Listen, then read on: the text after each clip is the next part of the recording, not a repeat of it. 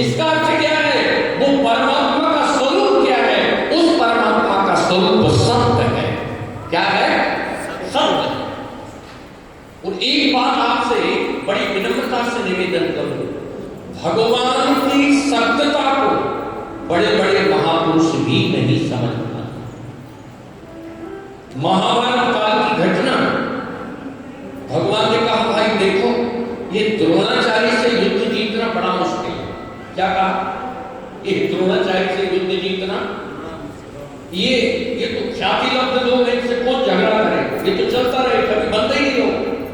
अर्जुन से भगवान ने कहा ना तुम इनको मार सकते ना ये तुमको मार सकते, तो युद्ध कभी बंद ही नहीं होगा। बोलो, और हमें 18 दिन में निपटाना, जैसे 7 दिन में पूरी कथा कहें, उनको 18 दिन में जैसे श्रीमंडारण करवाना था सब, तो उन्होंने कहा ये बुढ़ा मरेगा नहीं चाहिए, फिर ये मरेगा कैसे? कि बस एक थोड़ा सा हम जो कह रहे हो, इनको इनकी मृत्यु होगी पुत्र के भी होगी। बोलो, और एक बात ध्यान से सुनना, ये द्रोणाचार्य अगर किसी के सत्य का लोहा मानता है तो धर्मराज के सत्य का लोहा मानता है।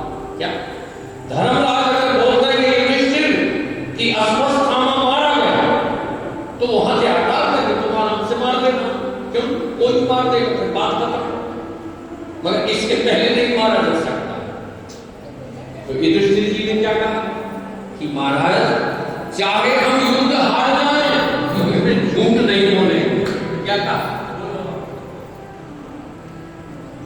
अब ये बात समझने की है शर्मा जी। बोलो, भगवान झूठ बोल रहे हैं क्या? क्यों नहीं बोलो? मगर भगवान की सत्यता की महिमा को धर्मराज भी नहीं समझ सकते, तो हम बताइए ना, जब धर्मराज नहीं समझ पाए तो हम लोग कैसे समझेंगे साहब? भाई सत्य की व्याख्या कोई शब्दों की मात्र नहीं होती है। क्यों?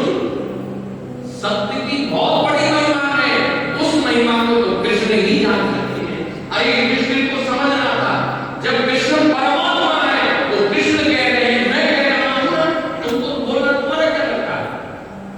अगर युधिष्ठिर किंतु परंतु नहीं करते, कहते हैं अभी तक युधिष्ठिर का रथ पृथ्वी से ऊपर चलता है। बोलो, और जब ये द्रोणाचार्य की मृत्यु हुई, उन्होंने कहा कि अश्वत्थामा तो मारा गया, मगर पता नहीं नरथा की पूजा। अब ये सत्य तो उन्होंने बोला, मगर सत्य में भी किंतु परंतु जुड़ गया, तो उनके रथ का पहिया जमीन में आ गया।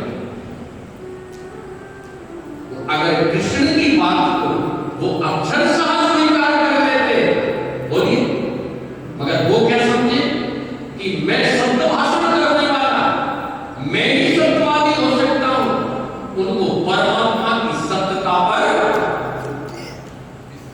विश्वास नहीं होता।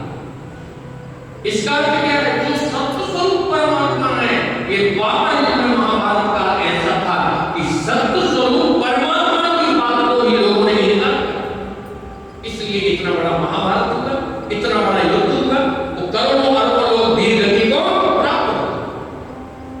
तो सत्यम परम धीमहि कहने का अर्थ ये है, कृष्ण ही सत्य है, मगर उनकी सत्यता को पूर्णतः जो स्वीकार कर लेता है, उसी को शरणागत भक्त कहते हैं।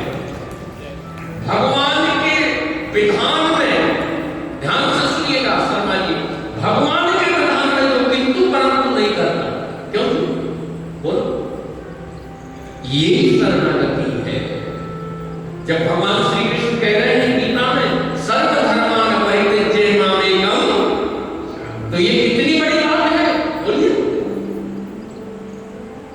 हम शरण तो हो जाते हैं, शरण होने के बाद भी हम उसके विधान को स्वीकार नहीं करेंगे। हम कहते हैं रात क्यों हो गई, दिन ही दिन होना क्यों सा? रात क्यों हो गई, हम बूढ़े कैसे हो गए, ये घटना क्यों घट गई? इसका अर्थ ये है, हम उस परमात्मा के विधान मानते हैं भगवान को, मगर उसके विधान को स्वीकार सत्यम परम धीमहि, तो भैया हम सत्य स्वरूप परमात्मा का ध्यान करते हैं, जो द्वापर युग में जिनका जन्म वासुदेव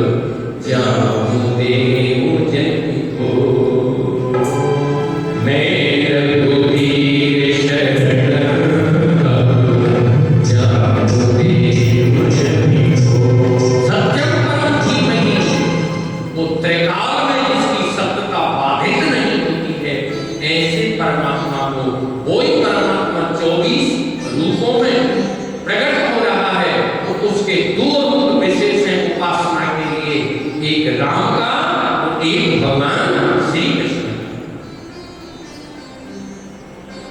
सत्यम परम धीमहि। दूसरा मंगलाचरण धर्म परक हुआ है। तीसरा मंगलाचरण भगवान की कथा परक हुआ है, जिसमें कह रहे हैं निगम कल्प तरोरी गलितम फलम। हे रसिको, हे भावको, आप उन भगवान की कथा को भाव से श्रवण करो। क्यों? ये वेद रूपी वृक्ष का पका हुआ फल है। इसके बाद उन्होंने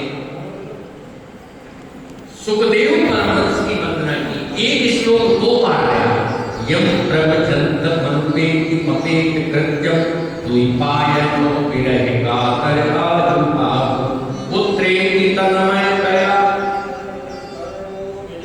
दुष्टम सर्वभूत हृदयं मुनिमा। कल ही श्लोक आया था मंगलाचरण में, प्रथम कल श्लोक आया था महात्म के प्रथम अध्याय में, और अब ये श्लोक पुनः आया है प्रथम स्कंद के गुरु महिमा। ये श्लोक गुरु महिमा का है। उन्होंने गुरु को प्रणाम किया है। यम प्रजंत मनुपेत मपेत कृत्यम। देखो, सुखदेव जी के कोई संस्कार नहीं हुए, पैदा होते ही वो चल पड़े। और एक तो बड़ी विचित्र बात है, चल पड़े हैं और एक वृक्ष के नीचे जाकर के समाधिस्थ हो गए। कहते हैं जब सुखदेव अपने घर से निकले थे तो उनके पिताजी वेदव्यास भगवान सुखदेव को बार बार आवाज लगा रहे थे, पुत्र रुक जाओ, पुत्रेति तन्मयतया। क्या कहा? पुत्र रुक जाओ, रुक जाओ, रुक जाओ। मगर सुखदेव नहीं रुके। कहते हैं जब सुखदेव नहीं रुके, यहां व्यास जी बोल रहे हैं, हे पुत्र रुको। जब व्यास जी बोल रहे थे तो वहां प्रत्येक वृक्ष की शाखा से भी ये शब्द प्रकट हो रहा था, हे पुत्र रुक जाओ, हे पुत्र रुक जाओ। इसका अर्थ क्या है? सुखदेव की सर्वज्ञता का ज्ञान वहां वृक्षों ने व्यास भगवान को कराया है। कहा आपके जो पुत्र हैं वो साधारण नहीं है, वो तो कुंज में सुख पक्षी आता तो इस सुख पक्षी से श्री जी कहती, अरे सुख प्रेम से बोलो जय श्री कृष्ण। क्या बोलती? दोनों हाथ उठा के जय श्री कृष्ण, जय श्री कृष्ण। और कहते हैं यही सुख उड़ करके जब भगवान गोविंद की कुंज में जाता तो भगवान गोविंद कहते, अरे सुख प्रेम से बोलो जय श्री राधा। क्या कहते हैं? जय श्री राधा। अब ये तो